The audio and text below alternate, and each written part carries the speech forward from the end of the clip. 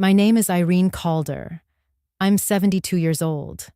I spent most of my life as a public high school teacher in Santa Barbara, where I taught history for 39 years. I'm also a widow, and for the last decade, I've been living quietly in the same modest apartment I moved into after my husband passed. Nothing much happens in my life these days, or so it may seem. It was a Wednesday morning when the call came. I remember the fluorescent buzz of the cardiologist's waiting room, the soft whir of a ceiling fan above me, the outdated magazines fanned across a coffee table. I had a mint in my palm, one of those white chalky ones they keep in plastic jars. The receptionist had just called out a Mr. Gutierrez, and I was next. That's when my phone rang. I didn't recognize the number, but I answered anyway. "Hi, Mom, it's Sophie." Her voice was tight, practiced. I hadn't heard from her in weeks. "We're leaving tomorrow, by the way," she said. "Oh, and I sold the beach house." The beach house. She said it casually, like she was mentioning a new haircut. No preamble, no explanation. Just that, a $22 million oceanfront estate, sold. I looked up. The receptionist smiled at me, thinking I'd be called next. I smiled back politely and leaned farther into my seat. "You sold the beach house," I repeated slowly. "Yes," she said. "It's a good deal. The market's strong. I got us a great offer. 30% of the money goes to your account, of course. I wouldn't leave you with nothing." I nodded, even though she couldn't see me. Then I said, "But you missed one document." She paused. I could hear her swallow. "What document?" she asked. I let the silence linger long enough for her to feel it, just slightly. "The one that matters," I said. "The one that changes everything." She started to say something, but I told her gently, "We'll talk when you're back." Then I hung up and placed my phone quietly in my lap. If you've ever been dismissed by someone who once looked you in the eye and called you family, you'll understand what happened in that moment. If you've ever felt like your silence was mistaken for absence, or that your years of grace were interpreted as irrelevance, you'll know why I didn't raise my voice that day. I invite you to stay. Because the story you're about to hear isn't about shouting. It's about remembering. It's about a woman who never forgot who she was, even when others did. If this speaks to you, stay with me. And if it doesn't, perhaps it will by the end. The nurse called my name. I stood, slow but steady. As I walked toward the exam room, I passed a glass window overlooking a stretch of the Pacific. Even from this far inland, I could almost see the roofline of the house she thought she sold. There was a time I believed Sophie and I would get along. She was charming in the beginning, ambitious, attentive, eager to prove herself. After Martin died, she brought me tea with honey, handled the funeral flowers, even offered to help me log in to accounts Martin used to manage. I remember thinking, what a blessing she must be to Noah. But there's a difference between helping someone and assuming control. And there's a fine line between kindness and calculation. I didn't cross that line, but she did. I wasn't supposed to know how she accessed the financial dashboard Martin set up. I wasn't supposed to notice the changes in billing addresses, the subtle rerouting of information. But when you've spent your life reading teenagers' excuses, you learn to spot inconsistencies fast. Martin once told me that people will show you who they are when they think you're no longer looking. That morning, I realized he was right. I reached into my purse and felt for the familiar texture of an envelope, not the one Sophie thought she'd outmaneuver. No, this one was written in Martin's handwriting. It had been sealed for years, marked with just one line, "Open when you're ready." I had passed by that envelope 1,000 times. In the bookshelf, under the small clock, behind an old vase no one liked. And yet, I had waited. I wasn't ready when Martin first passed. I wasn't ready when Sophie offered to help me consolidate documents. I wasn't even ready when the bank started sending notices with odd line items. But now she had sold what wasn't hers, declared her departure, called it a favor, left me 30% of my own legacy, as if that would suffice. And in doing so, she unknowingly woke something in me. I sat in the exam room, quietly answering questions about blood pressure and calcium levels. The doctor noted my chart, adjusted her glasses, recommended a few dietary tweaks. She asked if there was anything else on my mind. No, I said with a small smile. Nothing urgent. But there was. And it was waiting for me on a shelf back home. Tomorrow they'd leave. Bags packed, contracts signed, accounts closed. But tonight, I would open that envelope. And what she didn't know was, by the time she stepped foot in that house again, it would already be out of her hands. The morning Martin died began like any other. The sky outside was pale and overcast, the kind of light that made everything in the house feel hushed. I had just set the Shino teapot on the kitchen table, steam curling gently from the spout. His Leica M6 camera was resting next to his folded reading glasses, the way it always was after he came back from his early walks along the beach. He had taken a photo that morning. I found it later on the roll.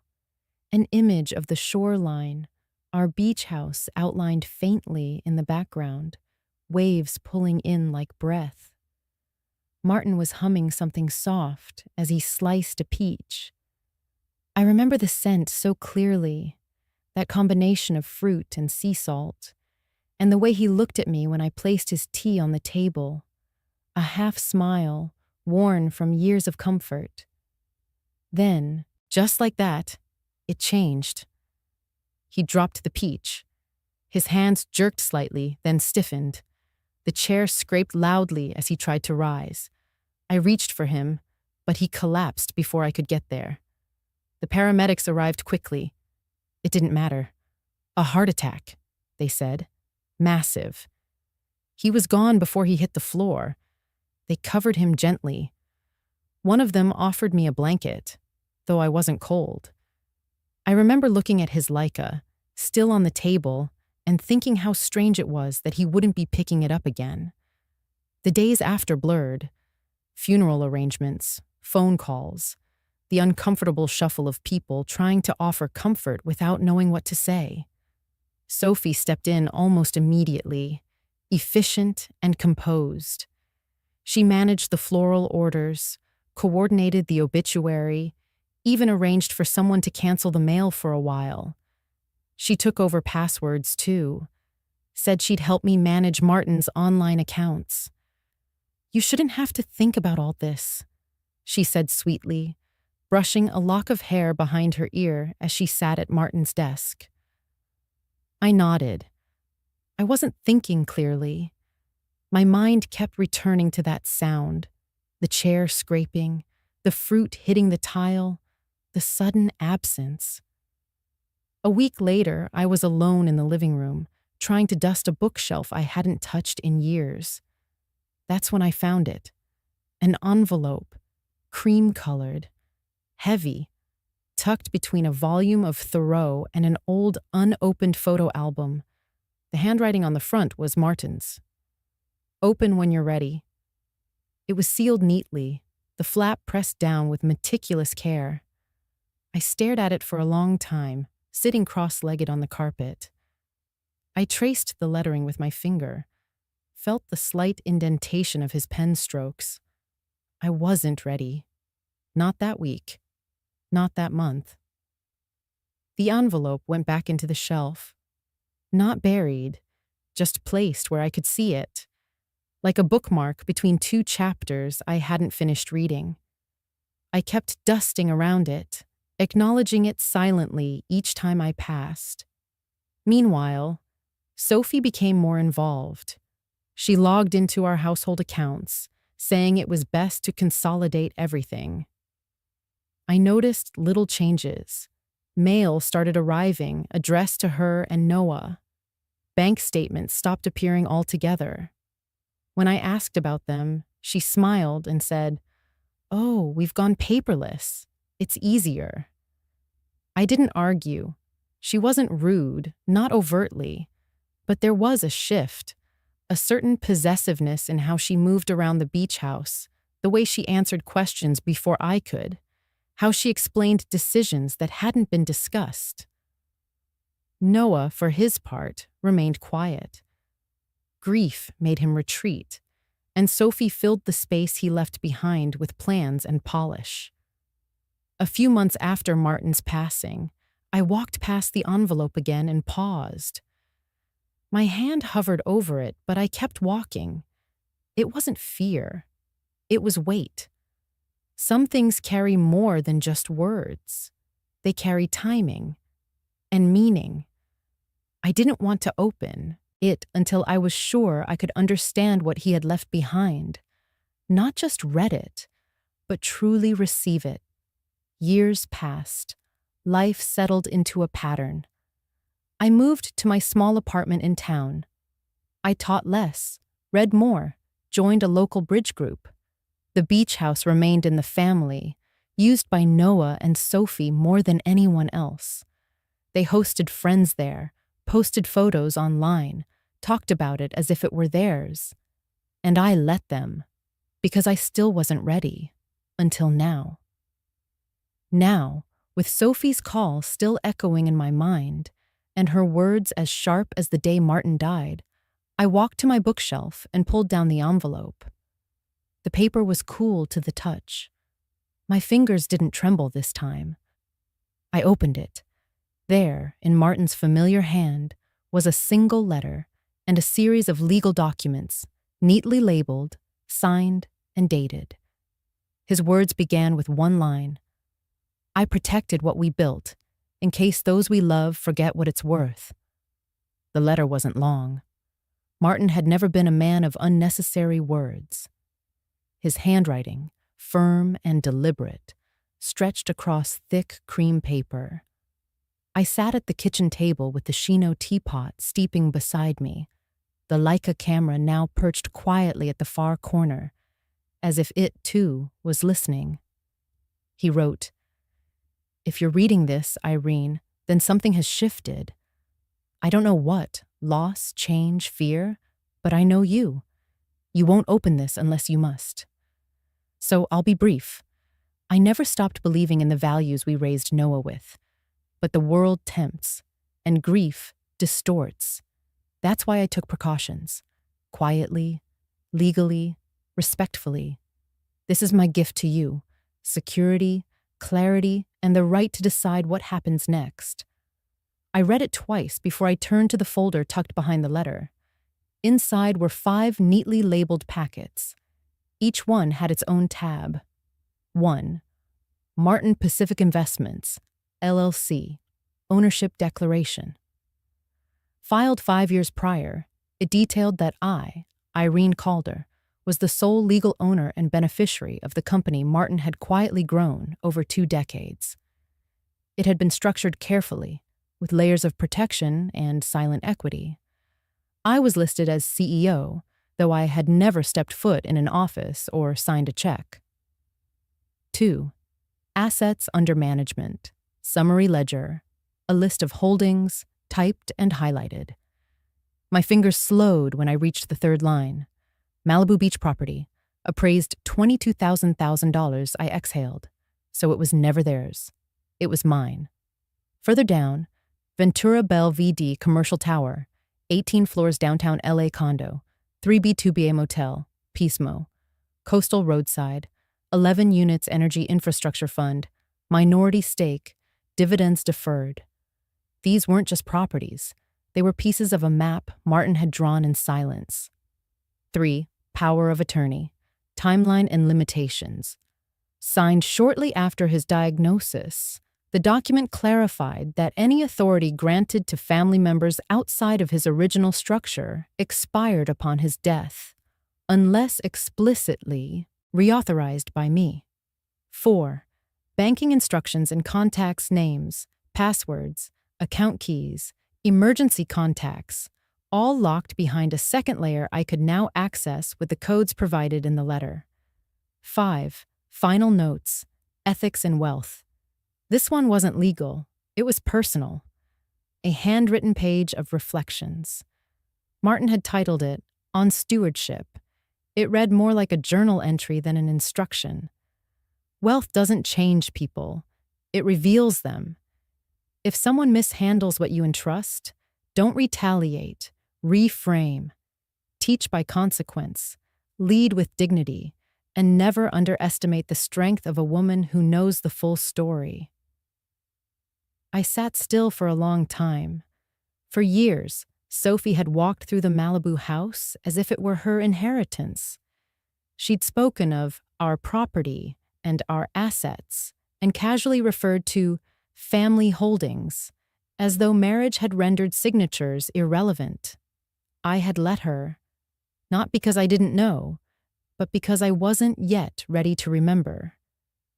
Now I remembered everything. I remembered Martin's eyes when he discussed succession, how often he said, "We plan for character, not just control." I remembered his quiet dinners spent reviewing papers, then tucking them away with care. I remembered the way he always said goodbye at the door, even if he was just walking to the garage, as if time was never guaranteed. Sophie had missed all of that.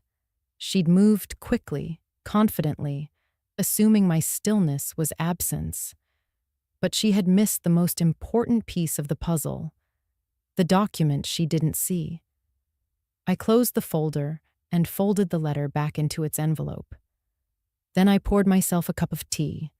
The scent of it filled the air again, just as it had the morning he died. Except this time, I wasn't numb. I was aware, grounded, awake. The house she claimed to sell didn't legally belong to her, nor to Noah, nor to any trust she thought she managed. It was owned by Martin Pacific Investments, LLC, and I owned Martin Pacific. The irony was quiet and deep. She had moved money from accounts I legally controlled, signed contracts on properties that were never hers, declared percentages she hadn't earned. And yet, it wasn't rage that I felt. It was something colder, something sharper, a calm resolve. She thought she had handled everything, but she never asked the right question. She never wondered why I had said so little all these years.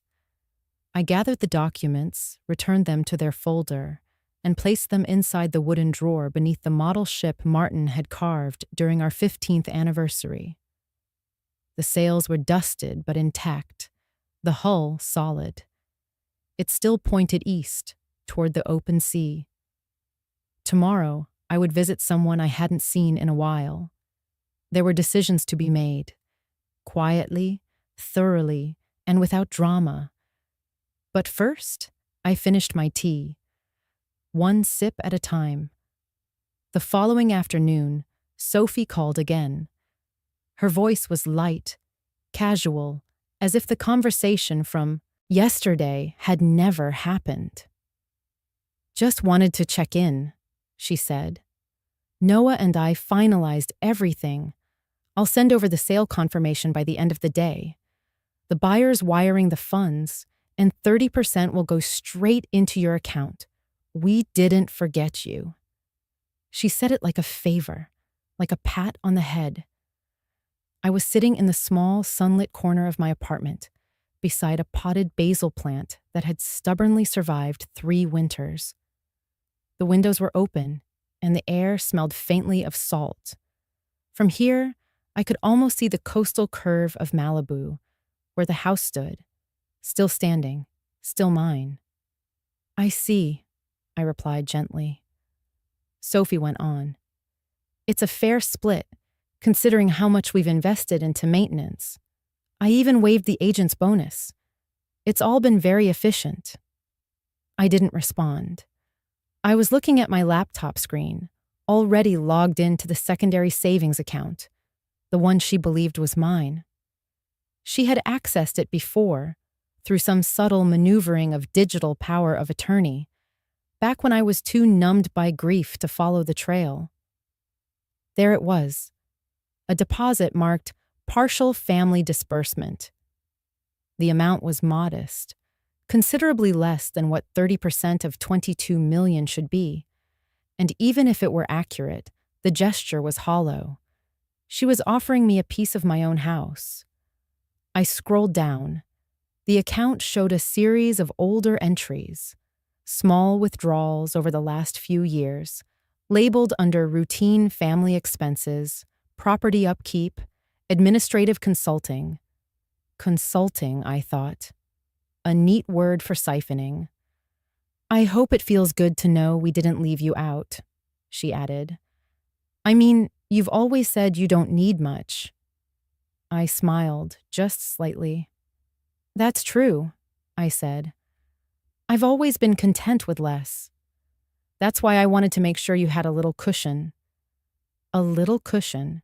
She believed she was generous, that this token, this sliver of a sale she had no right to execute, was kindness. I looked down at the folder resting on my lap. The same folder Martin's documents were now organized in, sealed and labeled. Her name wasn't on a single page. That's thoughtful of you, I said calmly. Thank you. She paused for half a second, maybe waiting for more, but I had no intention of filling the silence. Well, we'll be heading out tomorrow morning, she continued.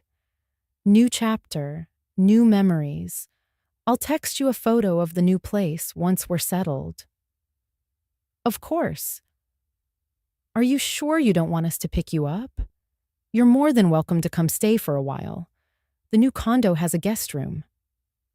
She had always offered things I never asked for, and beneath every invitation was a buried condition.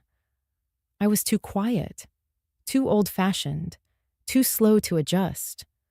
Her tone always seemed to suggest that including me was a form of benevolence. No need, I said. I've got some things to tend to. Here. Suit yourself. But seriously, Mom, I think this worked out pretty well for everyone. Honestly, I'm proud of how we handled it. We. I ended the call soon after. No sharp words, no raised voice, just the click of disconnection. Then I turned my chair and looked again at the model ship on my shelf, its wooden sails catching the last of the afternoon light. It hadn't moved in years, but it faced forward, always forward. Sophie believed she had orchestrated something smooth and complete. She had sold what she didn't own, gifted back a fraction, and expected gratitude in return. I didn't feel anger. I felt clarity. There's a specific ache that comes when someone you once welcomed into your family forgets that trust has roots, that it isn't something you snip clean for convenience. She had trimmed the branch and offered me a leaf, never realizing the tree was still standing tall behind her. I closed the banking app and set the laptop aside. There would be no confrontation, no announcements, just careful steps, measured and lawful. She had handed me her map. Now it was my turn to show her where it had always led. The bell above the door chimed softly as I stepped into Dev Patel's law office, the same small office where Martin and I had signed our will years ago, back when we still thought we had time.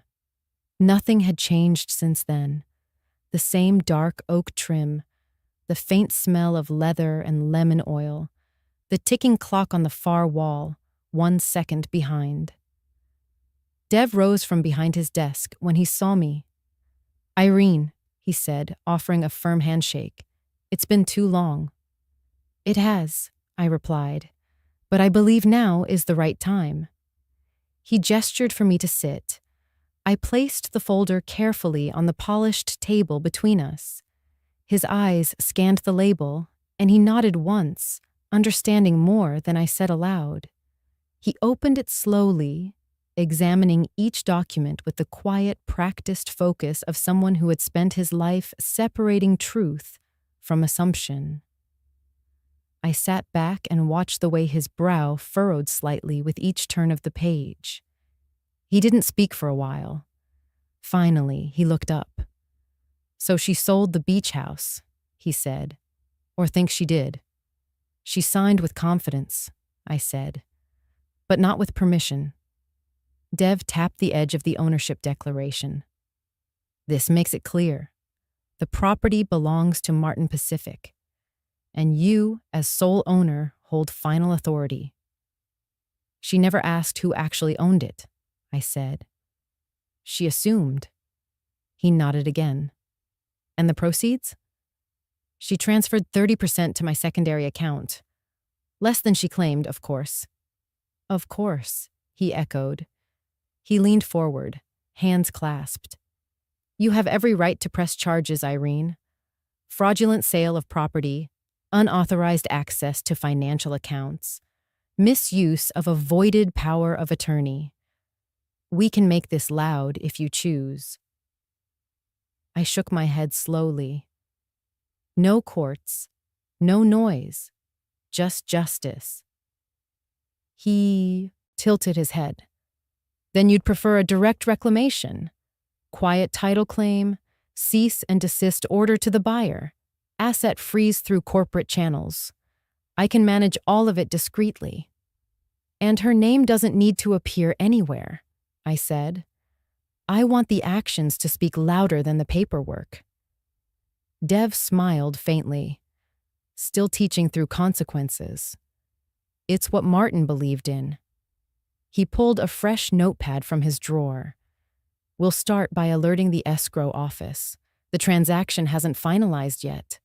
If we intervene now, we can reverse the transfer before it clears." "She won't expect that."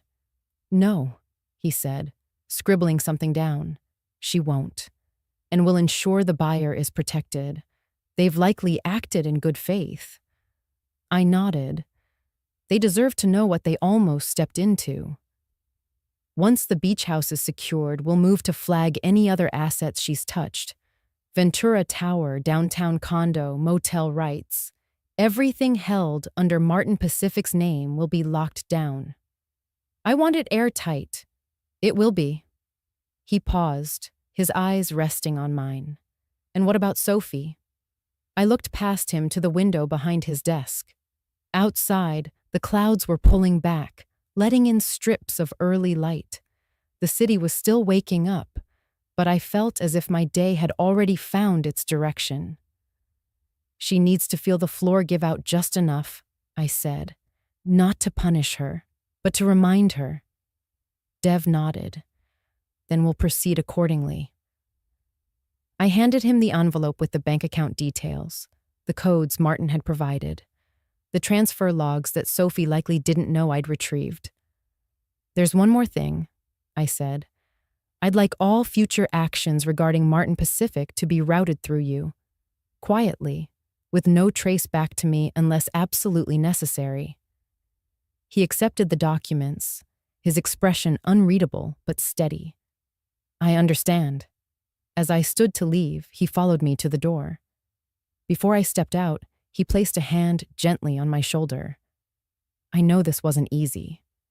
"No," I said, "but it's right." Back outside, the air was warmer than I expected. I didn't head home right away. Instead, I walked 3 blocks down to a small cafe Martin used to love. They had changed the chairs and repainted the trim, but the scent of espresso and burnt sugar still lingered the same. I ordered a single cup of tea. No milk, no honey. At a table by the window, I sat alone and opened my notebook. On the first page, I wrote a single line. "Justice doesn't knock. It waits. Then it walks in like it owns the place." The check came. I paid in cash. From the outside, I looked like any other widow living modestly in Santa Barbara. My apartment was a simple second-floor walk-up, beige walls, narrow stairwell, one view of the back alley and another of the neighbor's oleander hedge. I hung my own laundry. I used coupons at the grocery store. I wore cardigans with worn elbows and shoes that had outlasted 3 Christmases. People assumed they understood me because I made no effort to correct them. Linda Park, my neighbor down the hall, was one of the kind ones. She often brought over extra persimmons from her garden, asked how my joints were holding up, invited me to church functions I always politely declined. She called me dear, and sometimes left soup on my doorstep in recycled jars. I never told her what I used to own, or what I still did. That morning, Linda caught me at the mailbox. "You doing okay, Irene? You seem quieter than usual." "I'm all right," I said, smiling softly. "Just tending to a few old things. You let me know if you need anything. You know I'm right down the hall." I nodded, and she walked off humming something cheerful. I returned to my apartment, locked the door behind me, and crossed to the desk in the corner. A small green light blinked on my laptop, an encrypted message from Dev. I clicked it open. Beach house title restoration complete. Escrow reversed. Buyer withdrawn voluntarily, grateful for discretion. Official ownership re-recorded under Martin Pacific confirmed. Next steps: freeze Ventura listing. Begin documentation sweep. There was also an attachment, a photo of the beach house taken the day before. Empty, quiet. Sunlight stretched across the front deck, casting long shadows from the white railing. No moving trucks, no farewell party, just a property that had quietly slipped back into the hands it never left. I exhaled, long and deep. She thought it was hers. She thought she had managed the deal, walked away clean, secured her exit with enough leftover funds to start fresh. But the house never left me. It had been protected by Martin's foresight and now retrieved by a paper trail she didn't know existed. I set the laptop aside and poured myself a cup of tea. The Shino teapot felt warm in my hand, the same one Sophie had once rolled her eyes at when I insisted on hand-washing it. "It's just old ceramic," she had said. But it wasn't. It had a story. A quiet one. Like me. I took my cup to the small balcony. From here, I could see the roof lines of other modest apartments, fluttering laundry, a cat on a ledge watching pigeons. It wasn't glamorous, but it was real. Every chipped step and peeling paint strip grounded me more than polished tiles ever could. The irony never escaped me. While the world saw me as someone to be helped, someone to be spared from confusion, I was orchestrating a reversal more precise than anything Sophie had imagined. She moved fast, loud, assuming dominance was power. I moved slow, silent, knowing clarity was stronger. I hadn't told Noah yet. He hadn't called. He rarely did these days unless prompted. I wondered how much he knew, how much he chose not to know. He had once been my little boy who asked too many questions. Now he lived in a world where silence was safer, where letting Sophie lead was easier than standing in between. But I wasn't angry with him, not yet. The phone buzzed. A short text from Dev. Buyer requested statement of appreciation for graceful exit. I told them, sometimes integrity looks like walking away. I smiled. That sounded like something Martin would have said. I finished my tea. The cup warmed both hands. A breeze swept across the balcony, brushing a strand of hair across my cheek. I didn't move it right away. Instead, I let it rest there, just for a moment. Soft, unbothered. They believed they had won. But the truth was already rewriting itself behind the scenes. I wasn't erasing anyone. I wasn't punishing. I was simply restoring balance. And if Sophie and Noah noticed that things began to slip, documents out of reach, access changing, listings vanishing, perhaps they would ask questions. Perhaps not. I wouldn't rush the answer. Let the silence speak first. Let the truth unfold without explanation.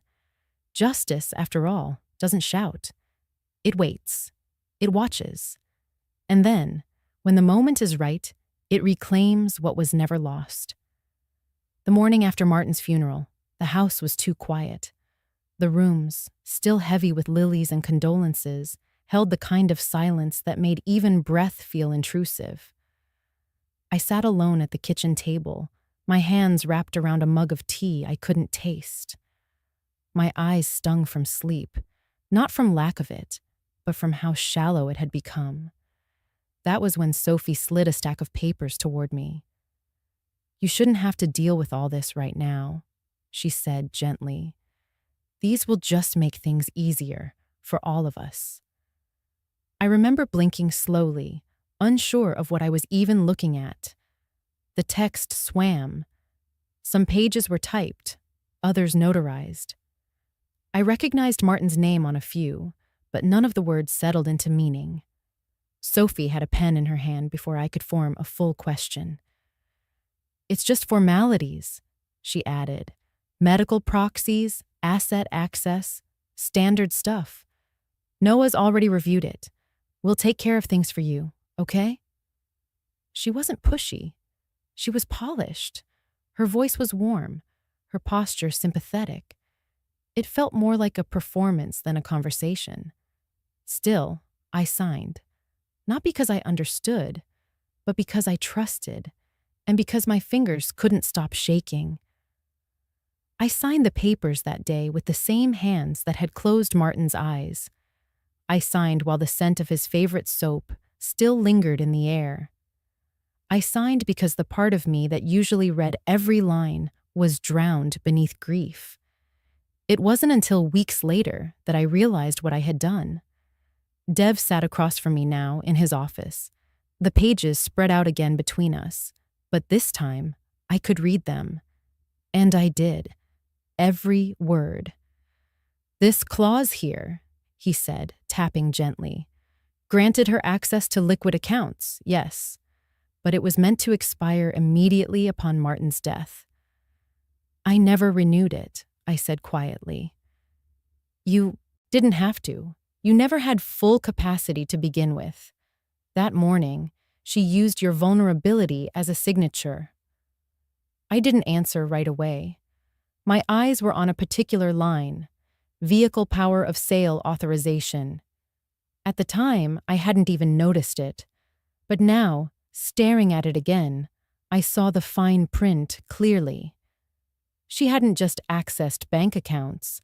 She'd sold the Mustang, Martin's 1968 Fastback, the one he rebuilt with his own hands, the one he drove the night we celebrated our 30th anniversary, when we parked near the Overlook, and he told me he still felt lucky. "It's already gone," I said. Dev paused, then reached into his folder. Not quite. He slid a photo across the desk, a grainy security still of a parking garage in Long Beach. There it was, our car, parked and untouched. The buyer had backed out after a VIN check triggered a legal notice from Martin Pacific. "She tried to sell it through a personal sale," he said, "filed under her name using the expired POA. We intervened in time. It's being held in impound until the title's cleared again. We can reclaim it."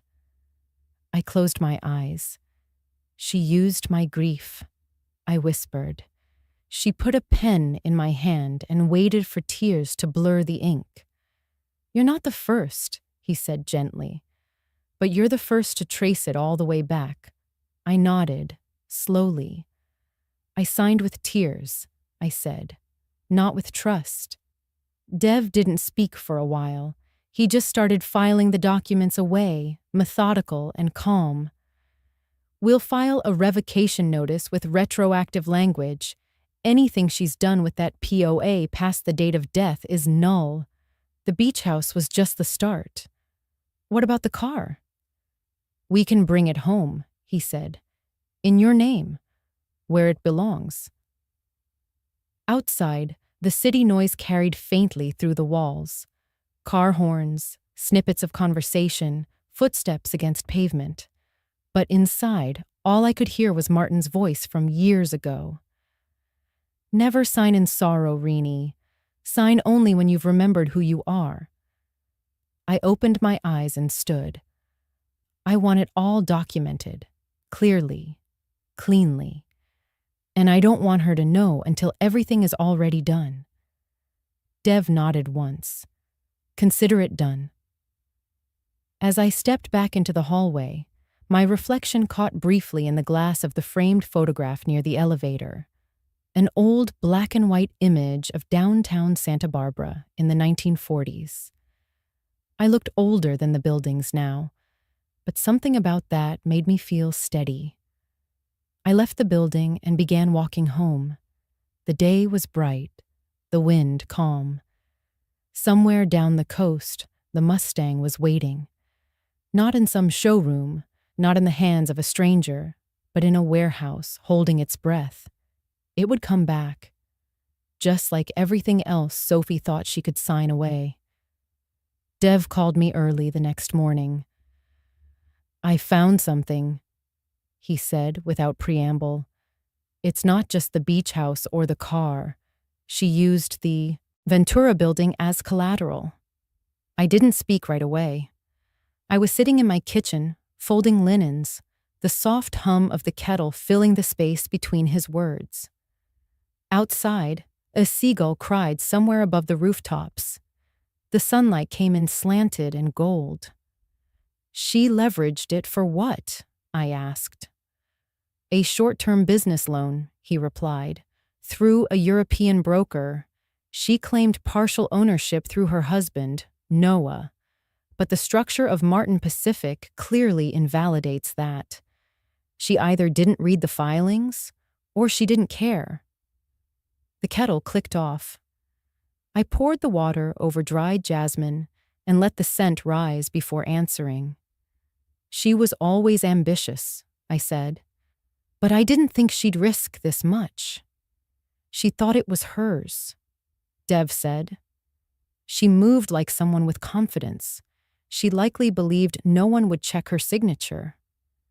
And the loan? Delinquent, he replied. The broker has issued intent to repossess unless verified ownership documents are submitted within the month.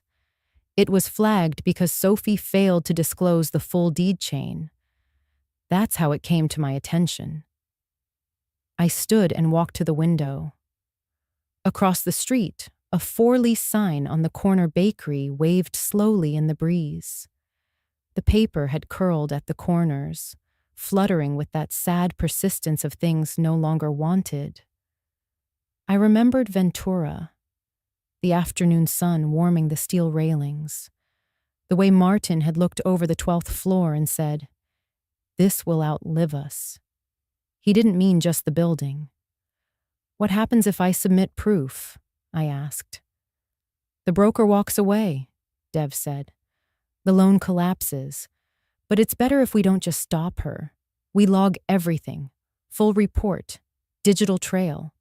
Document her decisions. Not for vengeance, for truth. Show the picture, I said. Exactly. I set the teacup down and walked to my shelf, where the folder waited. I added a new tab, Ventura, and slid in the scanned deed copy I had printed last night. Each page had Martin's signature, mine beneath it, and the company seal stamped in dark blue. I could see her moves now like a web, each thread designed to hold something in place: money, control, image.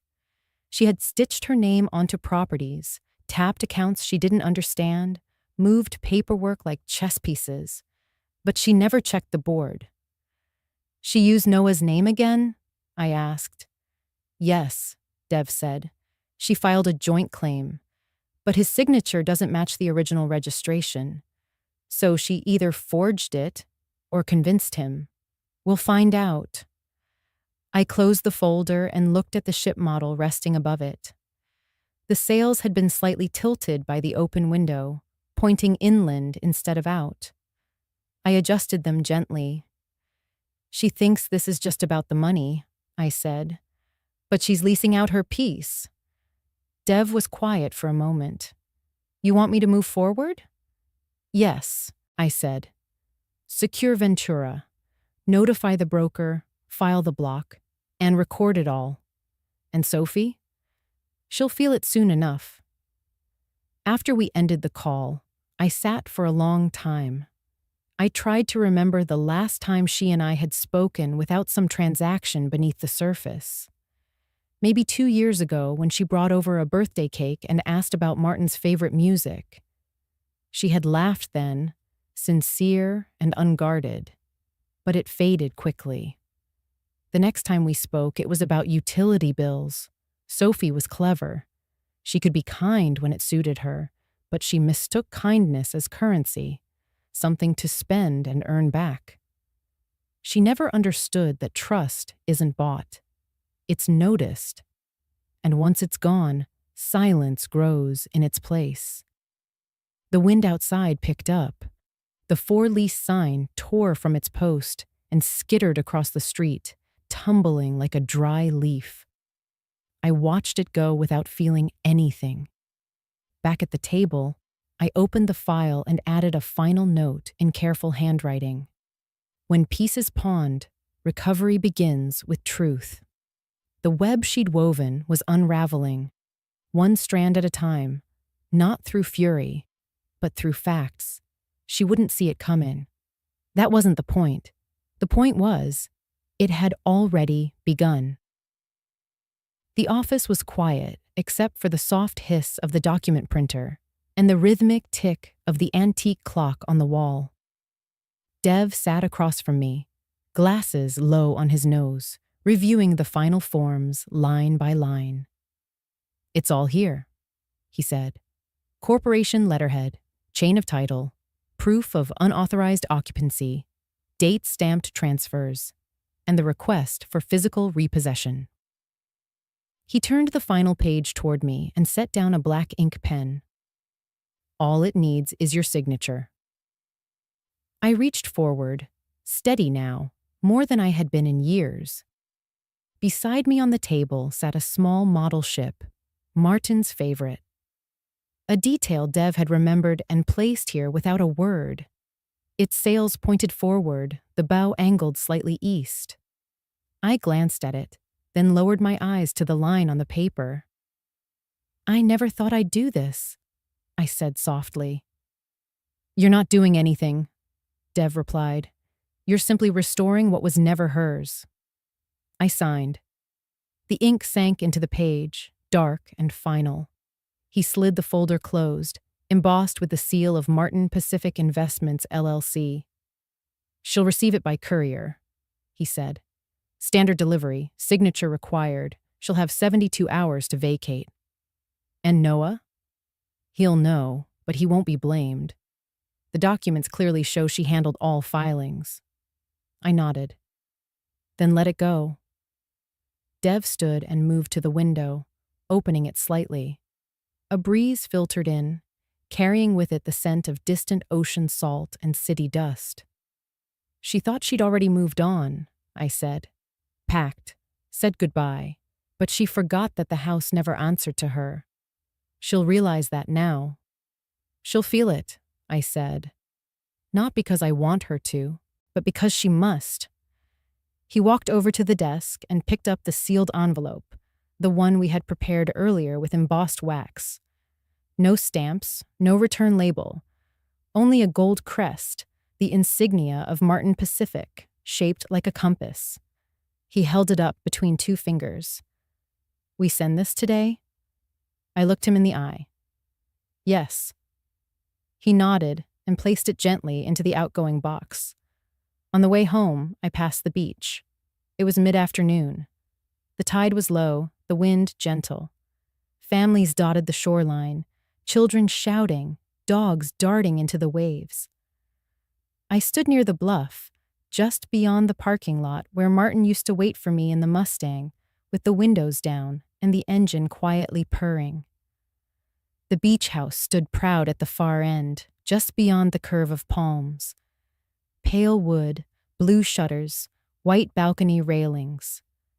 It looked untouched, as if no one had ever tried to steal it, as if it had always known I would return. I let myself look at it, fully this time. She had walked those halls as if they were hers. Touched the cabinets Martin built, lit candles on the mantel I chose. Entertained guests who never knew the title didn't bear her name. She had taken photos there, claimed corners, labeled drawers, and called it her home.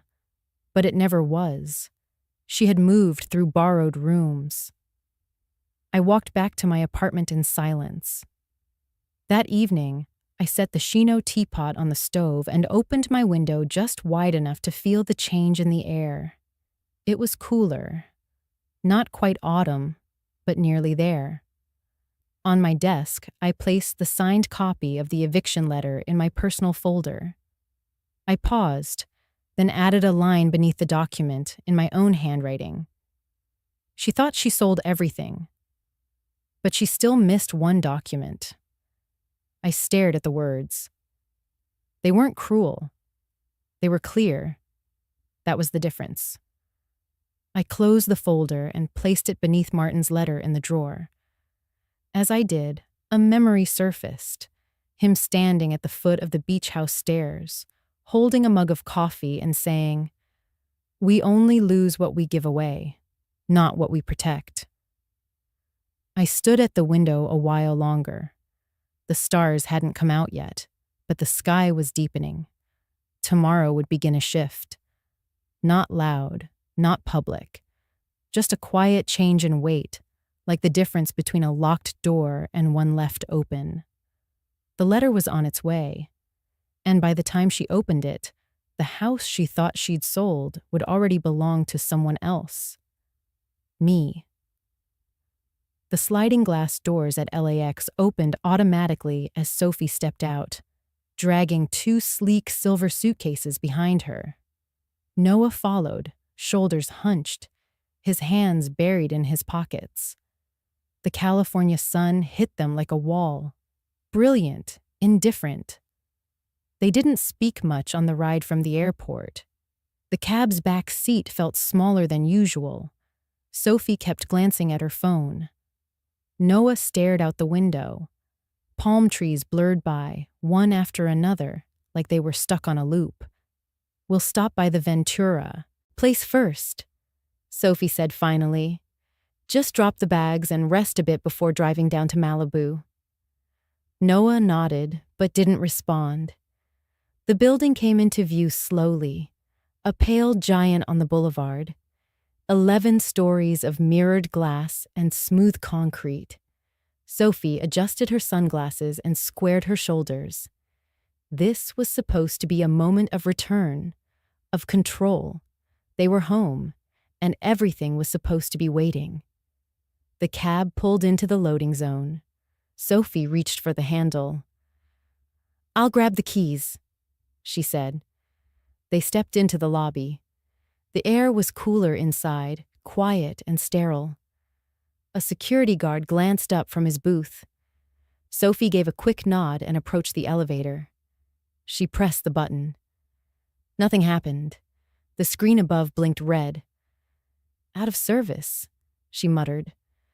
A man in uniform stepped out from the hallway behind the desk. "Excuse me, are you Mrs. Calder?" She blinked.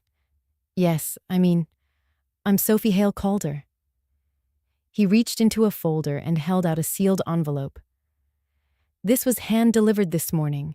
You're listed as recipient." She hesitated, then took it. It was wax-sealed, embossed with a compass crest she didn't recognize. The envelope felt heavier than it should have. She broke the seal with her thumb. Noah stepped beside her, frowning. Her eyes scanned the first line, then the second. Her fingers tightened. "What is it?" he asked. She didn't answer. Instead, she folded the letter back inside, turned to the guard, and asked quietly, "Is our unit still ours?" The man looked uneasy. "I'm just the weekend guy, ma'am. But there's a note here. It says access is temporarily restricted pending corporate review." Noah's jaw tightened. Corporate review? Sophie's phone buzzed in her hand. She looked down. A new email. From an address she didn't know. Subject line: Notice of unauthorized use of corporate assets. Martin Pacific Investments, LLC. She blinked hard, suddenly aware of the weight in her chest. Her fingers scrolled instinctively. Legal language, contract reversals, revoked power of attorney, title transfers. The very foundation under her feet began to shift. Noah stepped back toward the elevator, now dark and unresponsive. They didn't say anything. There wasn't much to say. Minutes later, the cab was called again. They rode in silence down Pacific Coast Highway, the ocean glittering beside them, each wave rising like a reminder. The Malibu house sat still when they arrived, as if it had been waiting, not for them, but for something else. Sophie walked up the front steps, keys in hand. The door didn't open. She tried again. Nothing. A small envelope was taped to the inside glass. She recognized the seal now. The same compass, the same weight. She peeled it free and opened it slowly. By order of Martin Pacific Investments, LLC, any unauthorized use or representation of ownership is hereby terminated, effective immediately. Noah sat on the porch railing, his shoulders hunched again. She lowered herself onto the step beside him, the envelope crumpling in her hand. "I thought I had time," she whispered. "I thought I was doing the right thing." He didn't respond. Behind them, the sea rolled on without pause. Sophie pulled out her phone and stared at the screen. Then she scrolled to my name. She hesitated, then pressed call. I answered on the second ring. "Mom." Her voice cracked. I said nothing. "We need help," she whispered. A soft knock came at my door just moments later. Not on the phone. Real. Linda stood there, holding a paper bag of oranges. "You all right?" she asked, studying my face. "I'm fine," I said with a small smile. She hesitated. "You seem peaceful." "I am."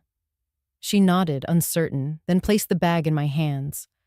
"I heard something about the Calder girl being back," she said. "Rumors going around. People saying the fancy place up in Ventura got locked up." I didn't confirm or deny. Linda leaned in slightly. "Some people learn from falling. Others don't. But it takes someone steady to let them." She didn't wait for a response, just gave a parting smile and walked down the hall. I closed the door behind her and returned to my chair. Outside, the sky was changing color. Evening coming gently. The wind had shifted. I folded the letter from Sophie back into its envelope and placed it beneath the ship model. They had returned, but not to what they remembered. It was nearly 10 when the knock came. 3 soft taps. Not urgent, not angry, just hesitant. I set down my book and listened for a moment, unsure whether I had imagined it. But then it came again, quiet, measured, as if the person on the other side wasn't entirely sure they were welcome. When I opened the door, Sophie stood there, alone. Her makeup had faded. Her blouse was wrinkled at the shoulder seams, like she'd been leaning against something for a long time. She clutched her phone in one hand, a jacket in the other, and for the first time in years, she looked small. She didn't speak right away. "I didn't know where else to go," she said finally. The hallway light buzzed above her. I stepped aside. "You can come in." She entered like someone crossing a border, not wanting to be seen. Her eyes scanned the space. Same walls, same furniture, same stack of folded laundry by the window. Nothing grand, nothing modern, just mine. I walked to the kitchen without asking what she wanted and filled the Shino teapot with water. She stood in the middle of the living room, unmoving. "I'm not here to ask for anything," she said quietly. I nodded, still facing the stove. I wanted to say I understand now. I turned off the flame once the whistle rose, poured 2 cups, set them both on the small table beneath the window. She followed slowly and sat across from me. For a long moment, neither of us spoke. I thought, "Control meant security," she said. "I thought if I moved fast enough, if I made all the right decisions, I could hold everything in place." Her voice trembled, but I didn't hold it. I broke it. The tea between us steamed gently. I didn't rush to respond. When I finally spoke, my voice was low. "This was never about the house, Sophie, or the money. It was about forgetting the weight of what you were given." She lowered her gaze. "I treated you like a problem," she whispered, "like someone I needed to manage. I thought I was protecting what was ours, but it wasn't ours." "It was never yours to sell," I said. "I know." I watched her carefully. She wasn't crying, not quite, but her hands were trembling now, the same way mine had the day I signed the paper she handed me. I lied to myself about the documents, about Noah, about you. I reached for my cup and took a sip. "You didn't lie," I said. "You forgot to ask." She looked up at me. "I don't expect forgiveness." "Good," I said, "because forgiveness isn't something to request. It's something to recognize." She was quiet again. The wind rattled the window pane slightly. After a while, I stood and crossed to the cabinet. I opened a small drawer and pulled out a linen napkin. Folded inside was a single brass key. I placed it in front of her. Her breath caught. "This is for the beach house?" she asked. I nodded. But I thought, "It's still mine," I said. "And it's still standing. But I never said you couldn't be part of it."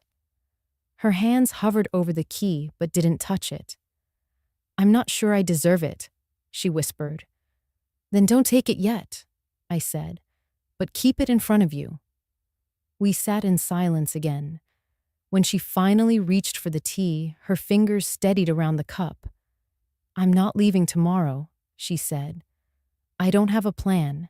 I'm staying here for now, if that's all right." "You're not staying here," I said gently, "but you're not leaving either." She understood. She placed the key back down, slid it slightly toward me, then stood.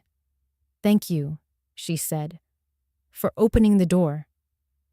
I walked with her to the entryway. As she stepped into the hall, I placed a hand on her shoulder. "This is still your home," I said, "if you're ready to rebuild it." She didn't answer. But the nod she gave me was the first honest thing I'd seen from her in years. I closed the door gently behind her and returned to my seat. Outside, the wind had softened. The house was quiet, but something had shifted. The door had opened, and not just mine. The next morning, I found Noah waiting by the stairwell of my building. He was holding an envelope, fidgeting with the flap like he couldn't decide whether to open it or toss it away. "I didn't want to call," he said. "Didn't think I had the right." "You still do," I replied. He followed me upstairs, walking with the posture of someone carrying something heavier than paper. When we reached my door, he hesitated before handing me the envelope. It was inside Martin's old briefcase. I'd forgotten we even had it. Sophie found it when we were looking for insurance papers. I opened the flap and pulled out a small white key card. Attached to it was a note in Martin's handwriting. Box number 903, only when love forgets value. I looked up. There's more, Noah said. Downtown. A bank. Sophie said she remembered hearing Martin mention a safe deposit box once. I thought it was just a story, but when I called, they confirmed it was still active, under your name. Why didn't you go alone? I asked. Because I think it's not mine to open. 2 hours later, we stood inside a quiet, temperature-controlled room at the Bank of Los Angeles. The clerk led us through a secure door and handed me a long steel key. The walls were lined with numbered boxes. Noah stepped back as I approached the one labeled 903. The key turned smoothly. Inside was a velvet pouch, a sealed letter, and a small jewelry box wrapped in linen. I removed each item carefully and placed them on the table. I opened the jewelry box first. Inside were pieces I hadn't seen in decades. My wedding ring set, a brooch shaped like a dove, a locket Martin had given me when Noah was born. Each piece shimmered softly, untouched by time. Noah stared, his mouth half open. You kept these here? No, I said quietly. He did. The velvet pouch held a flash drive and a printed ledger, itemized holdings, private notes, and a list of trust beneficiaries under Martin Pacific. My name appeared at the top. Sophie and Noah's names were next to an asterisk. Noah leaned forward. There's a note, I said. I opened the sealed envelope. Martin's handwriting flowed steadily across the page. If this box is open, then something has cracked. I created this not to test, but to teach. Love without values becomes sentiment. Sentiment without structure collapses. If our family ever loses sight of what we built, let these items remind them, not with punishment, but with proof. At the bottom, another line. Irene, decide with your hands, not your heart alone. I folded the letter and looked at Noah. He sat down slowly, his hands in his lap. She told me we were building something, he said, a future. She said consolidating the accounts was just temporary, that the properties would always stay in the family. And you believed her? He nodded. I wanted to. I didn't speak for a while. The silence of that vault settled deep into the bones. When I finally broke it, my voice was calm. We can sell the jewelry if you'd like, Noah said, attempting to lighten the moment. Put it toward damages.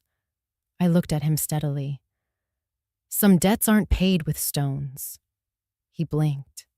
Then how? With sweat. His eyes widened, but he didn't protest.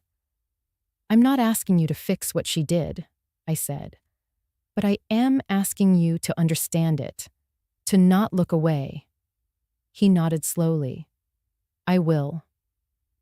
We returned the jewelry to the box, placed the ledger into my bag, and locked the compartment again. When we stepped back out into the sunlight, Sophie was waiting on the curb, arms folded, face unreadable. She looked at the bag in my hand, but she didn't ask what was inside. I found a job listing, she said. Evening shifts, janitorial, not glamorous. I said nothing. I'm applying today, she added. And after that, I'll show up, not to me, but to herself. I turned to Noah. Go with her, I said. This next part, you do together. He nodded.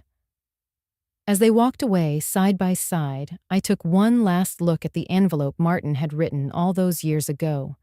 The handwriting had faded just slightly, but the words remained sharp. Only when love forgets value. Now, at last, they remembered. Back at my apartment, the phone rang. It was Dev. The bank's requesting identity confirmation on the Ventura property. They've given us 7 days. No extensions. He didn't need to ask if I was ready. I already had the file open on my desk. The sun was barely up when Sophie stepped off the bus. The industrial district still wore its shadows, the sidewalks damp from a street sweeper that had passed an hour earlier. Her shoes, once chosen for casual brunches, weren't made for concrete at 5 in the morning, but she didn't flinch. She walked toward the squat brick building with peeling gray paint and a small handwritten sign that read, Safe Harbor, Maintenance and Facility Services. Inside, fluorescent lights hummed. The air smelled like lemon disinfectant and metal lockers. A clipboard waited at the front desk.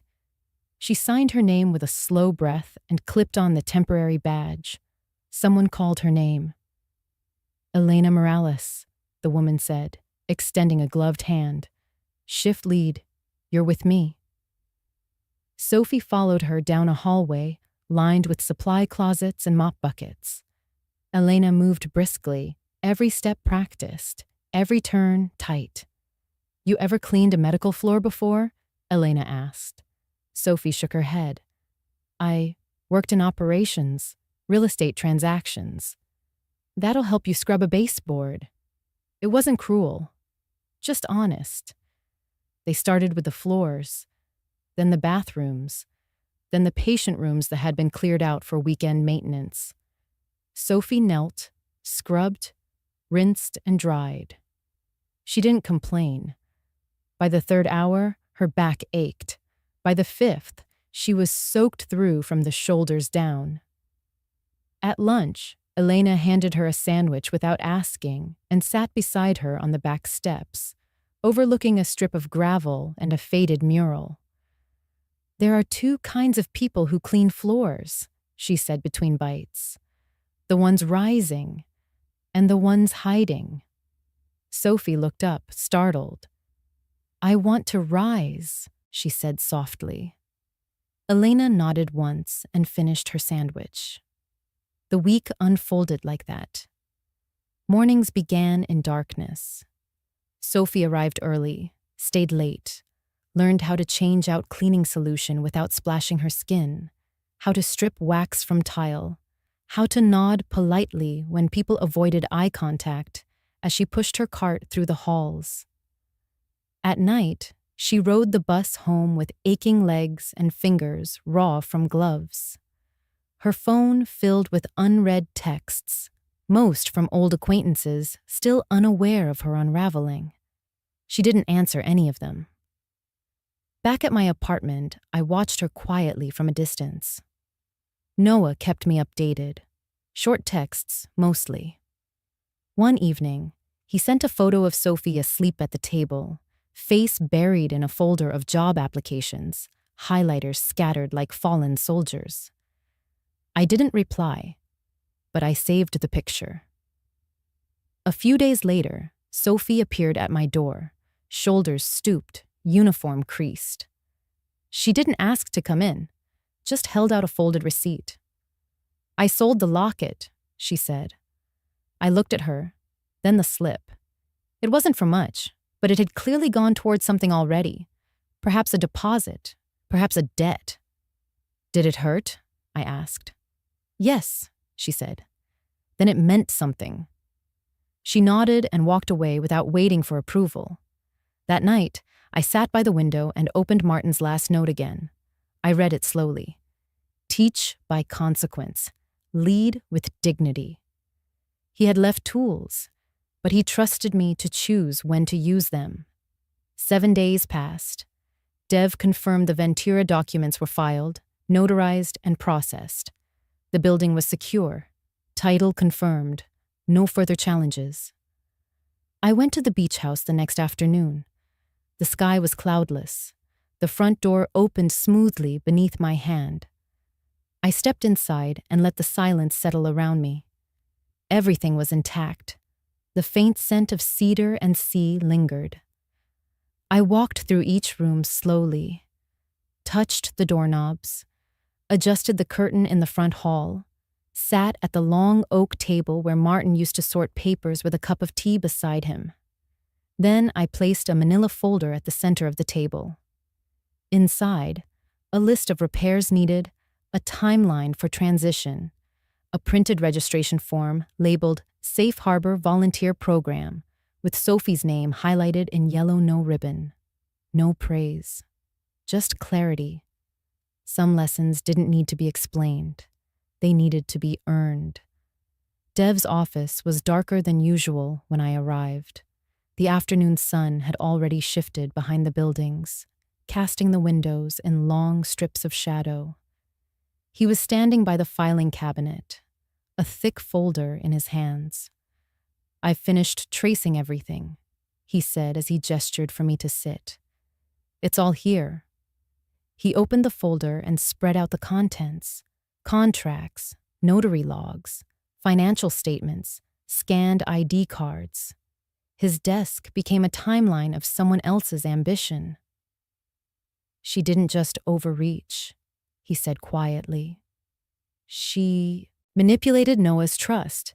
There's one form here, a lending agreement with a European brokerage. It required spousal co-signature. She signed for him." "Forgery," I said. He nodded. "Clean handwriting match. Even the notary was falsified. We contacted them. They've never seen either of them." My hand rested on the edge of the table, not from shock, from recognition. "What else?" I asked. Dev flipped to a set of emails, communications between Sophie and a private intermediary posing as an investment consultant. The emails promised quick approvals in exchange for access to real estate assets. "She used Ventura as collateral again," he said. "But this time, she submitted altered copies of the title, omitting the Martin Pacific ownership line, and she claimed that you were an inactive stakeholder." "She built the whole thing on assumption," I said. "And urgency," Dev added. "She rushed every signature, pushed every deadline. She moved as if she thought the window would close before anyone caught up." I reached for the original title copy and laid it side by side with the version Sophie had submitted. "It's not just about taking what wasn't hers," I said. "It's about erasing what was mine." "She did both," Dev said. I looked at him. "And Noah?" "He's clean," Dev replied. We found a message from Sophie instructing the broker not to contact him directly. She controlled the correspondence and submitted every form through her own email. He didn't see a thing. I nodded slowly. Dev leaned back in his chair. "If you want to press forward, you can," he said. "Fraud, coercion, civil penalties. The DA's office would be interested, especially with this level of documentation." I closed the folder gently. "And what happens to her?" "She'd likely be barred from future financial practice. Her credit, her name, her reputation. I'm not interested in tearing her down," I said. Dev raised an eyebrow. "I want her to feel the weight of what she almost lost, but I don't want her ruined." He didn't respond right away, just folded his hands and looked at me. "That's rare," he said finally. "Most people want blood." "She has to live with it," I said. "That's the consequence. And if she learns, really learns, then maybe that's worth more than court dates." Dev tapped the folder. "Then we use this not to prosecute, but to protect. We file ownership defenses, lock down the chain of title, notify all institutions. We make her legally irrelevant." "Exactly." "And the boy?" he asked gently. "Noah deserves a clean start. He didn't hold the pen." "I'll remove his name from the collateral filings," Dev said, "and we'll clear his record from every trace of this." I nodded. He stood and gathered the papers back into the folder, sealing them with a red tie. "I'll mark the file as closed but accessible," he said. "In case she ever tries again."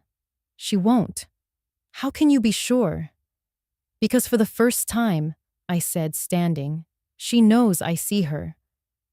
Dev walked me to the door. Before I left, He reached into his drawer and handed me an envelope. "One more thing," he said. "From the bank. The Mustang's title is now fully restored, and the vehicle's been delivered." "Delivered where?" He smiled. "Check your garage." When I arrived home, the sun had nearly set. The sky was the color of amber glass, and the air smelled faintly of eucalyptus and warm pavement. I unlocked the garage behind the apartment and lifted the door slowly. There it was, the 1968 Mustang, forest green, chrome, clean as a mirror. I stepped inside and ran my hand along the steering wheel. The leather was worn, but familiar. A breath of memory passed over me like wind through a screen door. I sat for a moment in the driver's seat, both hands resting in my lap. This was the first thing she had tried to take. Now it was the first thing I reclaimed. Not to prove anything, but to remember that what's built with love can't be signed away by greed. The letter arrived in a plain white envelope with no return address. It was from the bank, an official notice requesting updated ownership verification for the Ventura property. The language was polite, but firm. If the documents weren't submitted within 7 days, the account would be suspended. Collateral seized. Automatic lien procedures triggered.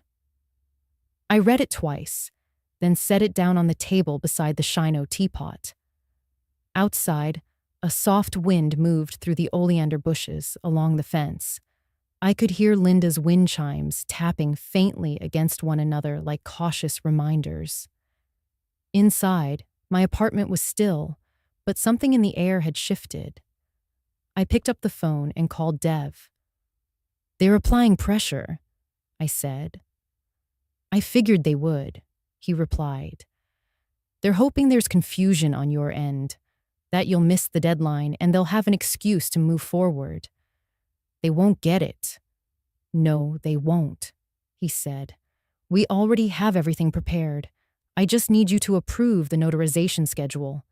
They want an in-person verification, but I've requested a proxy appearance on your behalf. I'll be there myself." "Irene? I want them to see me." He paused. Then, "Okay." After we hung up, I sat for a moment with my eyes closed. The weight of everything pressed gently around my chest, not unbearable, but dense, like standing waist deep in water with the tide pulling at your balance. Later that afternoon, I ran into Linda in the stairwell. She had a paper bag tucked under one arm and a look of concern on her face. "Something's different about you," she said. "Not bad different.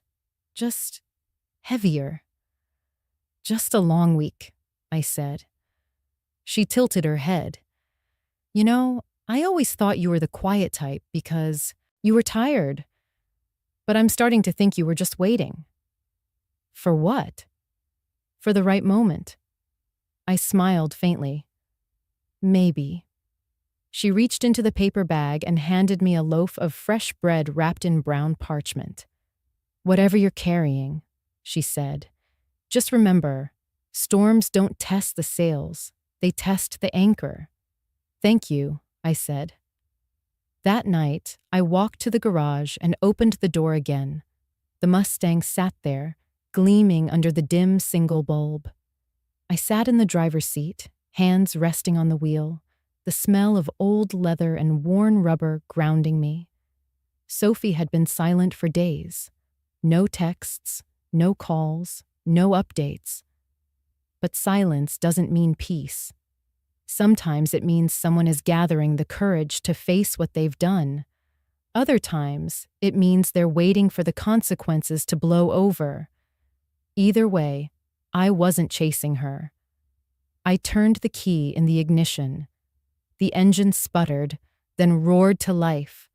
Low, steady, full of memory. I let it idle for a moment, the vibrations humming through my legs like a heartbeat. I didn't plan to drive anywhere, just needed to feel what still belonged to me. Across town, Sophie sat on a concrete bench outside the employment office. She held a manila folder in her lap, papers dog-eared from interviews and rejections. Her uniform was folded beside her shoes scuffed at the toes. The sun was setting, painting the sidewalk in copper tones. Noah joined her, handing her a coffee. She took it without speaking. "They sent a letter," she said. "I know," he replied. "It came to my email, too. They're giving her a deadline. She won't miss it." Sophie nodded slowly. "I don't know what I expected," she whispered. "That it would all just settle? That I could sweep up the pieces and glue them back with enough good behavior?" Noah didn't answer. He just sipped his coffee and looked ahead. "I don't think she hates me," Sophie said after a moment. "No," Noah said. "She's just waiting to see if you'll keep showing up." Sophie looked at her hands, stained faintly from cleaning solvents. "I will." Back at my apartment, I returned to the table and reviewed the packet Dev had prepared. Everything was ready. Notarized, clean, verified. But I paused before sealing the envelope. I picked up a pen and wrote a single sentence at the bottom of the final page. "Ownership is not possession. It's stewardship." Then I signed. Not because they demanded it, but because it was mine. The room was quiet except for the distant ticking of a wall clock and the soft clink of porcelain as I set down the Shino teapot. Sophie sat across from me at the small kitchen table, both hands wrapped around her cup, though she hadn't taken a sip. She looked tired, but not in the way people look when they've missed sleep. It was the tiredness of someone who'd begun seeing herself clearly for the first time. I used, "To think wealth meant being able to buy whatever you wanted," she said, staring down into the tea. "That if you had enough money, you didn't have to ask permission. You didn't have to explain yourself." "And now?" I asked. She looked up. Her eyes were softer than they had been in years. "Now I think it means respect. For people. For time. For what something costs that doesn't have a price tag." I nodded, but didn't answer. She reached into her bag and pulled out a folded sheet of paper. She laid it on the table between us. "I wrote this down last night. It's a schedule. My shifts. My expenses. What I owe. Financially and otherwise. I don't want to guess anymore. I want to live by what's real." I unfolded the page. Her handwriting was neat, almost deliberate, like she'd tried not to rush.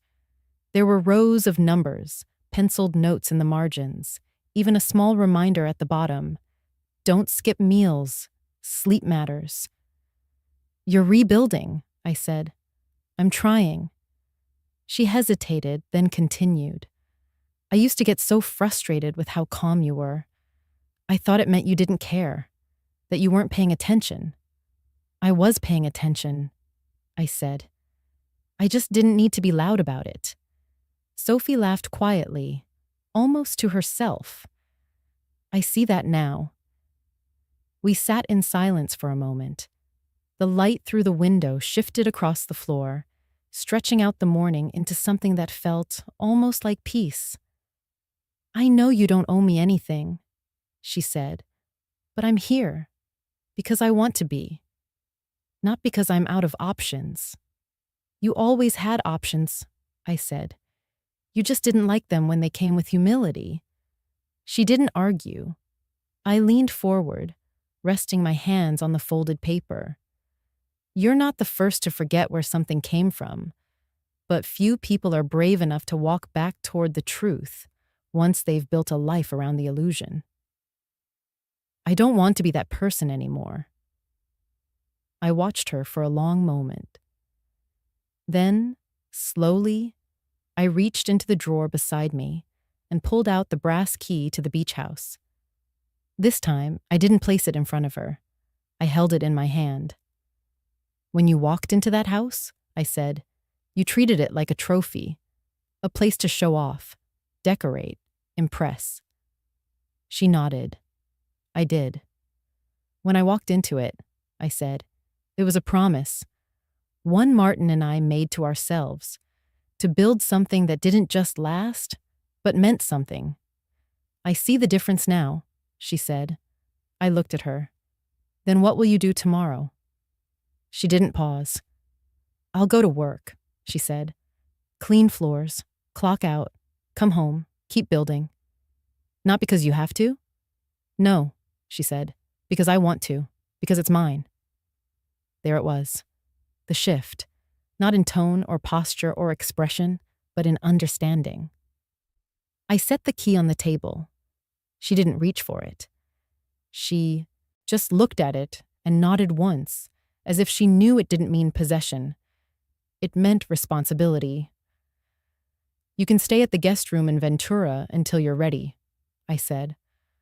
I'll learn that too, she replied. I smiled, just faintly. We finished our tea in quiet, not tense, not uncertain, just quiet. Before she left, she turned at the doorway. Thank you for not giving up on me. I didn't have to, I said. You did that on your own. When the door closed behind her, I returned to the table and glanced at the paper she'd left. At the very bottom, beneath the schedules and bills and penciled reminders, she had written something else. Dignity doesn't start big, it starts honest. I folded the page and placed it inside the same drawer that held Martin's letter. Tomorrow, the final papers would be signed, titles reaffirmed, files closed. But today, Sophie had looked in the mirror and chosen not to look away. The scent of cedar and ink filled Dev Patel's office. Afternoon sun poured through the tall windows, illuminating the quiet, book-lined space with a golden stillness. I sat opposite Dev, the manila folder resting between us like a sealed door waiting to be opened. He adjusted his glasses and gave a slight nod. Everything's in order, but I waited for you before processing the final file. I didn't answer immediately. Instead, I took a long look around the room. The framed degrees, the aged mahogany shelves, the photograph of Martin and Dev shaking hands at the ribbon cutting of the Ventura property. A different time, a different weight. He slid the folder toward me. You're sure you want to finalize it today? I opened the flap. Inside were 5 documents: the official eviction reversal, the revocation of Sophie's temporary power of attorney, the reinstatement of ownership to the estate in Santa Barbara, the notarized confirmation of the LLC's restructure, Martin Pacific Investments now under full Calder control, and the chain of custody report, the one document that would silence every doubt. I am, I said softly, but I want Sophie to see the final page. Dev raised an eyebrow. It's her signature, forged. She knows she didn't sign it. Yes, I said, but she needs to understand how far it went, how close it came to something criminal. Dev turned the final page around so it faced me. At the top, the words, Certified Document Analysis, Suspicious Authorship Verification. A full forensic breakdown followed. Ink pressure inconsistencies, signature angle deviation, matching sample errors, and in the final paragraph, a statement from the notary. Upon re-evaluation, the signature was not witnessed as originally claimed. I retract my prior verification. Sophie hadn't just been careless. Someone else had coached her. Do we know who pushed her to do it? I asked. Dev hesitated. There were texts, traced to a woman named Elizabeth Mercer, a paralegal at the time. She no longer works at the firm. He handed me another page, screenshots of messages. One line stood out. Just sign it. Your mother-in-law won't notice. You deserve the house anyway. I let the paper rest between my fingers. She didn't act alone, I murmured.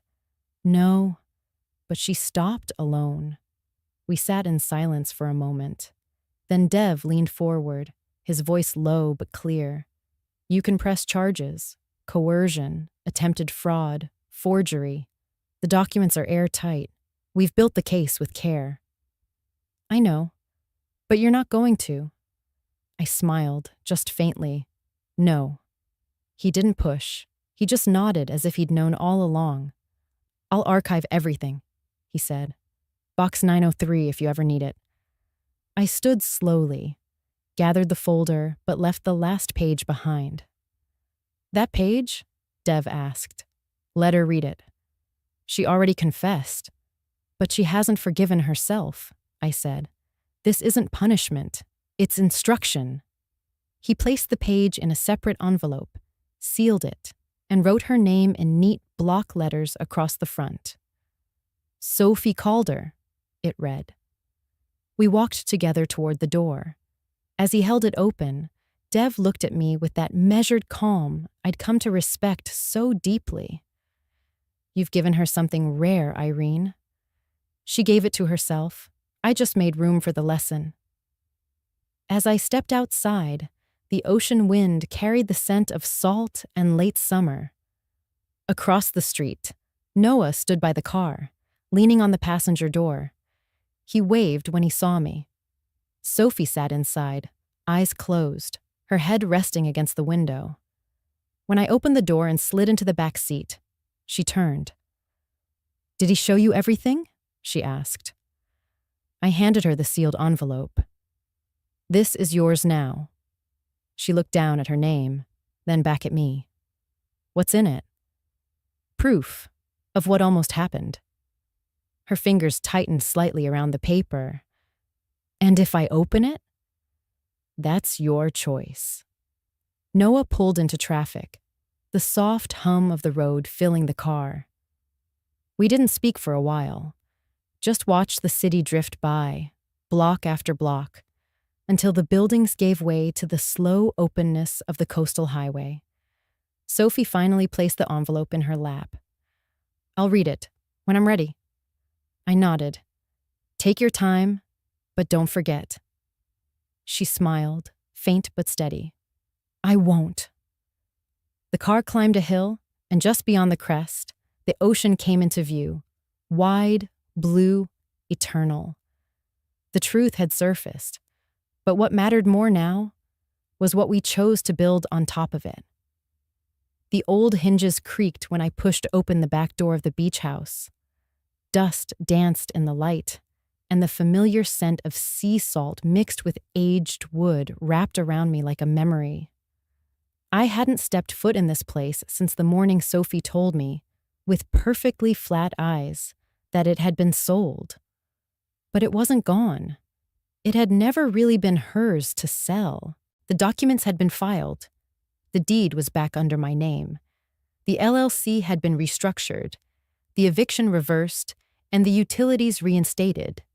Still, something inside me knew, a house is not a home until you return with intention. So I was here. On a Wednesday morning, wearing old sneakers, hair tied back, carrying a paper bag filled with fresh lemons, soft white towels, and the last photograph Martin had taken of the front porch, when it still had our name etched on the bench. Noah met me there an hour later. He didn't say much, just rolled up his sleeves and walked with me room to room, opening windows, wiping down counters, hauling debris from the backyard where the wind had scattered broken terracotta and wilted palm fronds. There was no dramatic music, no grand transformation, just work, quiet, satisfying work. We didn't repaint the house. We let the white walls breathe. We didn't bring in designers or architects. We brought in light. By the third afternoon, Sophie arrived. She stood at the edge of the driveway for a while before stepping inside. I was kneeling by the fireplace, restacking logs, when I saw her shadow cross the threshold. She wore a gray cotton shirt and old jeans. Her hair was tied back. No jewelry, no phone in hand. "I brought something," she said, almost in a whisper. She held out a box. Inside were the pawned wedding rings, Martin's old fountain pen, and the title to the Mustang. "I found the dealer," she said. "Bought it back." I took the pen and turned it slowly in my fingers. The gold nib had a slight bend. Martin had pressed too hard when signing our first lease. He'd always said it was a good omen. Noah appeared behind her, holding a bucket of lemons. Sophie glanced around the room. "This place, it still feels like him." I nodded. It was his favorite rhythm: ocean, coffee, silence. She placed the box on the coffee table, then sat on the floor beside it. "I've been working nights, just part-time, at a place near Safe Harbor." "Elena's Cafe?" Her eyes widened. "You know her?" "I sent her your resume." Sophie looked down, smiling faintly. She said the job was already filled, but when I showed up, she said the spot just opened.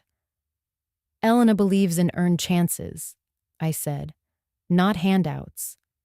She was quiet for a while. Then, without prompting, she spoke again. "I used to think power was about having the keys to the car, the house, the bank." She paused, reaching into her pocket. She held out one last item, the envelope Dev had given her, still sealed. "I haven't opened it," she said, "but I will, just not yet." "You don't have to explain," I said. "I'm not explaining, I'm choosing." She took a breath. "I want to build something, not take something." We sat in silence for several moments. Then Noah, with his usual quiet timing, broke it gently. "There's paint in the garage, if you want to do the porch swing." Sophie looked at him, a warmth in her eyes I hadn't seen before. "I'd like that." I rose slowly, brushing dust from my knees. "You two paint. I'll make tea." I returned to the kitchen, unpacked the lemons, and placed the Chino teapot on the stove. The kettle whistled low and soft, like a memory humming. When I stepped onto the porch with the tray, they were already sanding the bench. The ocean wind carried flecks of paint and the smell of citrus. I poured 3 cups. Sophie held hers in both hands, breathing in the steam. "This tastes like forgiveness," she said. "No," I replied. "It tastes like beginning again." Noah raised his cup in a quiet toast. To doing it right, this time. And for the first time in a long while, I didn't feel like someone returning. I felt like someone arriving. The coastline shimmered as the sun broke gently over the horizon, casting long golden stripes across the glass windows of the beach house. I stood at the edge of the deck, barefoot, letting the cold wood warm beneath my soles. The sea moved with a rhythm that felt familiar again, not loud, not dramatic, just constant. Behind me, the house was quiet. Noah had gone for groceries. Sophie had left early for her shift at the cafe, a folded apron tucked into her canvas bag. It had been 6 weeks since the storm broke. 6 weeks since I found myself sleeping in a stranger's guest room with a suitcase that wasn't even zipped properly. 6 weeks since a woman who once called me mom tried to erase me with a pen stroke and an escrow transfer. And yet, I stood here again, in the same place she thought would never be mine. The estate was no longer pristine. The lawn had patches of overgrown clover. The shutters still needed fresh paint. But it was honest. There was laughter in the kitchen last night, music from an old speaker, and that, to me, was enough. I walked slowly inside, my fingers grazing the banister that Martin built with his own hands. The Leica camera sat on the entry table, just as I had left it in a moment of nostalgia. I picked it up now and raised it to the window. Framed in the glass was the old boat model that had survived every move, every attempt at modernization. Click. It made a soft, satisfying sound, the kind of sound you only notice when you're quiet inside. Later that afternoon, Dev arrived. He stepped out of his car in polished shoes, carrying a folder tucked under one arm. He looked at the porch swing, freshly painted in deep ocean blue. "Looks different," he said. "Feels different," I replied. We sat at the patio table, and he slid the folder toward me. "Final copy," he said. "All documents have been recorded. The LLC is now locked to your sole authority. Sophie signed the waiver. Noah witnessed." I didn't open the folder. "Thank you, Dev." He nodded and leaned back, gazing at the surf. "I've seen many settlements," he said after a pause.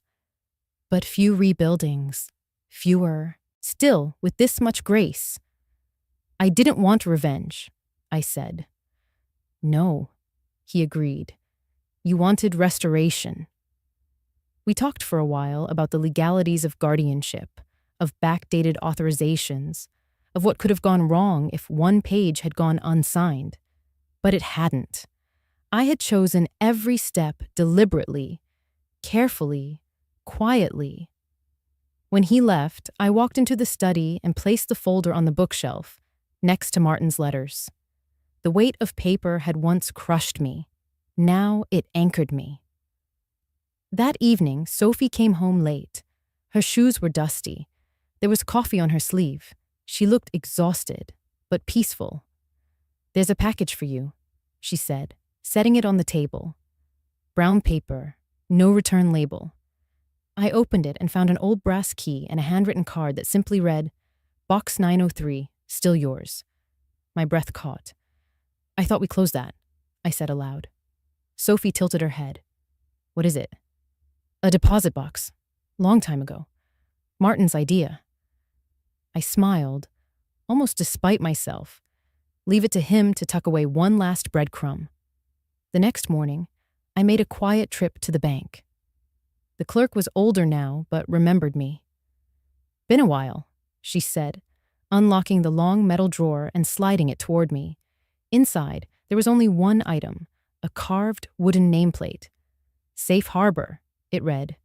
Beneath, in smaller lettering, Est 1979, Calder family. I closed the box gently.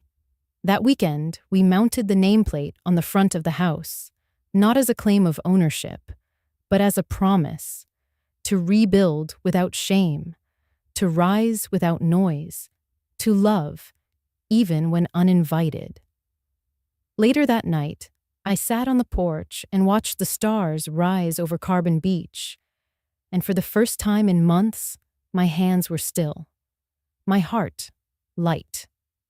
Somewhere inside, I could hear Martin say, "Told you the sea always returns what matters." The night had fallen softly, like velvet drawn over a world that had finally exhaled. The sea no longer roared. It hummed like a lullaby it had sung for decades. I stood at the edge of the deck wrapped in Martin's old navy cardigan, now faded at the cuffs, its scent still faintly of cedarwood and salt. The porch light flickered behind me. The wooden plaque, "Safe Harbor," caught the glow, casting a long shadow across the front step. I had never believed in omens, but that shadow, stretching calm and still across the wood I once scrubbed alone, felt like peace. Noah joined me with 2 mugs of tea. He handed me the one with the chipped rim, my favorite, and leaned against the railing, quiet. "She's sleeping," he said. "Long shift tonight." I nodded. Sophie had come home later than usual, her voice hoarse but her shoulders straight. In the kitchen, she'd asked me if I wanted her to repaint the hallway. I said yes. The silence between Noah and me wasn't heavy. It was a shared stillness, like the space between waves. he finally said. I never really saw it happening. Everything with Sophie, with you, with the house. You weren't supposed to, I said gently. That's what trust does. It lets us close our eyes. He looked at me, guilt flickering across his face. You didn't fail me, I continued. You just paused. But you came back. He nodded slowly. I'm sorry, Mom. I know. We sat a while longer before he turned in. I stayed. The stars above Carbon Beach were clearer than usual, unmarred by city haze or wind. I counted 6 before I stopped trying. It wasn't about quantity. It was the fact they were there. Inside the house, everything had shifted in small ways. The photos I thought I'd lost had returned. Sophie had unpacked them from a box I hadn't touched. She placed one on the mantle of Martin, holding the Leica, squinting into the sun, our son on his shoulders. In the hallway, the Chino teacup sat beside the new paint swatches. In the garage, the Mustang was back, still dusty, but with a new set of keys hung neatly on the hook. Every item, every corner, was now touched by presence, not control. Earlier that week, I had received a letter from Sophie. Not an email, not a text, but a real letter, folded and tucked under my placemat at breakfast. Irene, what I did was not a mistake. It was a choice, a bad one. I knew what I was doing. I chose myself over you. And yet you didn't choose revenge. You chose dignity. And that did something to me. I still have so much to learn. But if you'll allow it, I want to. Thank you for not shutting the door.